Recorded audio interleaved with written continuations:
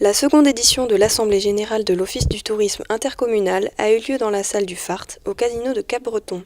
C'est l'Assemblée générale nouvelle version, qu'on programme au tout départ de la saison, même si ça a démarré un petit peu plus tôt cette année, c'est tant mieux. Mais voilà, c'est marqué le coup du départ d'une nouvelle saison touristique que tout le monde attend ici. Et donc voilà, on se positionne en tout début pour bien engager cette saison 2019 qu'on espère positive pour la destination.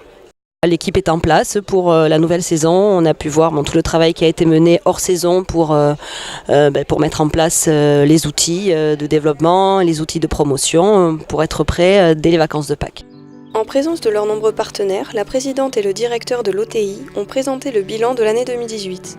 2018 a été une première année, on va dire, concrète, dans laquelle on s'est surtout attaché à développer des outils et des supports de communication pour nous faire connaître. La saison s'est bien passée pour cette première année avec du flux de visiteurs et notamment un flux de plus en plus important sur les sites internet, sur smartphones et tablettes qui se développent de plus en plus. On sait qu'aujourd'hui le média et le canal important, c'est le canal numérique.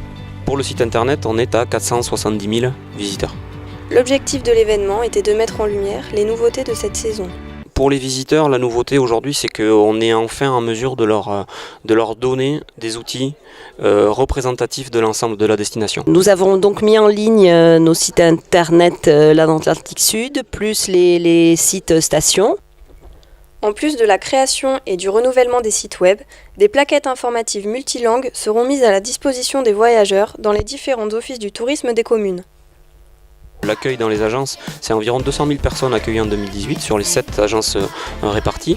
Aujourd'hui, la station elle est inclue dans un tout qui est la côte sud des Landes.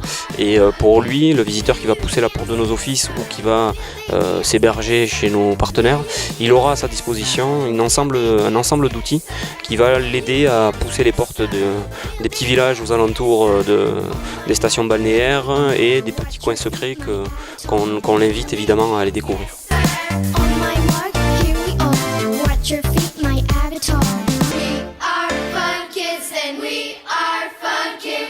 Un partenariat avec le site Eloa a été mis en place pour faciliter les réservations en ligne, sans payer de commission.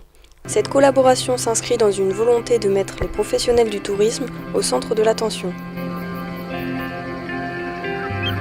Grâce à ces outils, les professionnels du tourisme et les membres de l'OTI s'attendent à de fortes répercussions. Au-delà du déploiement des outils digitaux, du numérique qu'on va continuer à faire progresser, c'est surtout remettre la relation avec le professionnel au cœur de notre stratégie.